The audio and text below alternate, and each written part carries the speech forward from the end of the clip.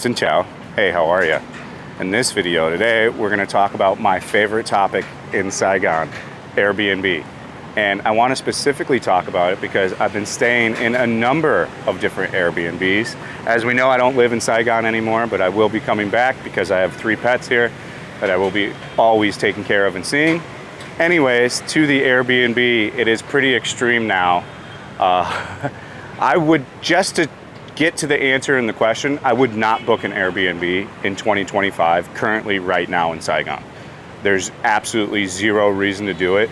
You're not going to have a good time, and you're not going to feel welcome there from the people that work there and from the people that live there. They have completely gone full on in and trying to get rid of the Airbnb. Is it successful? Not quite yet, but they are giving it a real good college try. So what's happening in a lot of the apartments, if you book an Airbnb, you can't even go into the lobby anymore. So like if you go to check in, say, you know, how you go to a hotel 2 hours early, right? Or an hour early. And maybe it's not check-in time, but they'll ask you to sit down and wait. Well, there's no sit down and wait at any of these apartments anymore. They're gonna make you wait outside. And right now, currently, it's 35 degrees Celsius, somewhere around about 110 degrees it feels out. So do you wanna save $10 to $15 a night to be in a residential district, to wait outside for 2 hours in the heat to get into a place that you're not even wanted at? Like, for real, Airbnb is illegal in Vietnam. Specifically in Saigon, they have written all kinds of things to block Airbnb and any kind of short-term rental from any other company or third party that is like an Airbnb. So the other thing that can happen to you, which personally just happened to me, is the police can now come knock on your Airbnb rental if someone complains on the floor and check all your paperwork. So ask yourself why you would want to book an Airbnb and potentially have Vietnamese police come to your room at midnight to check your ID and where you're from to see if you're registered, because somebody doesn't like it that they're running an Airbnb there. And this happened to me at a brand new apartment, one of the most expensive places. So these are the possibilities of things that can happen to you for just wanting to stay in an Airbnb and not booking a hotel. Now I get it, the hotels are not as great here as they could be, and they're a little pricey, but trust me, if you get out of Win Way, where we're at right now, you're gonna have zero problems with any kind of hotel pricing and finding a hotel.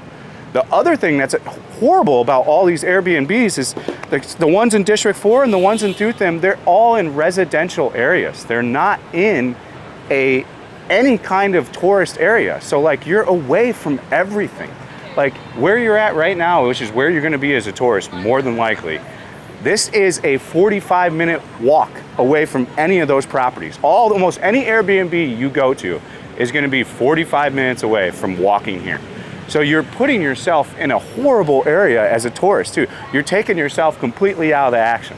And then you're putting yourself in areas that don't have like even GS25, 7-Elevens. They might have one to service the little area there, but there's nothing there to service a vacation. Like you're hammering down a thing now where you don't need to be doing it, and it's not gonna provide a good vacation with you. You're having to stand outside and wait. You can't use the pool, you can't use the gym. If you do happen to able to get access to the pool and the gym, the person that's running the Airbnb has to come get you and physically take you to the pool. And then you can get busted within 10 minutes of being at the pool if there's someone there that doesn't like you that lives there and goes and tells the security, which also happened to me. They came and got me and checked, and they said, oh, you're not a resident, you gotta leave the pool. So you're not even able to use the pool, you're not even able to sit in the lobby really, and then you're just not wanted there because all these buildings are trying to fight back. Like, I'm telling you, until they've got the regulation and they're gonna allow it, and then whatever they're gonna regulate and set forth, don't stay at an Airbnb right now in Saigon. You're gonna just have frustrations. It's not gonna be better than a hotel. You're gonna have a much more pleasurable experience at a hotel. You're gonna be able to sit in the lobby. You're gonna be able to check in when you want. You're not gonna have to wait for some crooked Airbnb hostess to come get you and do your thing, man. You're gonna be able to talk to the front desk when you need help. You're gonna be able to call on a phone. You're gonna be able to do everything that a hotel entails that you're not gonna get here. And the way that they run the Airbnb here is horrible too. Each one of these buildings, it's like 1 or 2 guys that have every Airbnb, and they run out like one chick cleaning them all, and they half-ass clean it, dude. They're late on everything. I'm telling you, it is not the way to go right now. I do believe they're gonna bring in some kind of regulation to where they're going to come down and give a certain price and zone it to where it can be and all this stuff. But right now, with the chaos and the illegality of it and all the issues that can arise, I don't recommend that you Airbnb. Just book a hotel. The only thing I haven't done for you guys yet is showed you good hotels, but most of the really good value stuff is in District like 3. I stayed at numerous places in District 3 during my stay and look for where I was going to live when I moved here. So it's endless on the possibilities of where you can stay, and I just don't recommend you stay. Like the biggest ones right now are in Thutham. They're at the Opera, they're at the Crest, they're at the Galleria. If you see the big bridge is in the Airbnb photo, all those places, it's super, super regulated and they do not want you there. So you're not going to be welcomed by anybody. So it's just going to have a negative annotation behind your entire vacation. Like the Airbnb is tits up right now in Saigon. I highly, highly, highly recommend you just book a hotel. You don't have to book a $100, $150, $200 hotel a night like right here on Wynn Way. You can go and get $30, $25, $40 a night hotels, and then there's shit boxes all on Boy Vane. So like you can stay on Boy Vane for as cheap as $10 a night. I'm just telling you that you could potentially have police coming to your door, your Airbnb. You're not going to get to use the pool. You're going to have people stare at you, be rude to you. You can't use the front desk services. Some places you have to use the service elevator. I ask, why would you want to do this when you're on your vacation? A lot of you are going to be coming to Vietnam for the first time. Why not have a great experience and not bring the negative shit that comes with the Airbnb here? So make your vacation good and just book a hotel. Like for real. Like I'm not a hater either way, but it is out of control with how many people are booking Airbnbs. But that also tells you that there's probably a core critical problem with the hoteling inside of Vietnam. And we kind of got to discover that when we were over in Hanoi. We got to really see how bad hoteling can be and how they're price gouging people right now.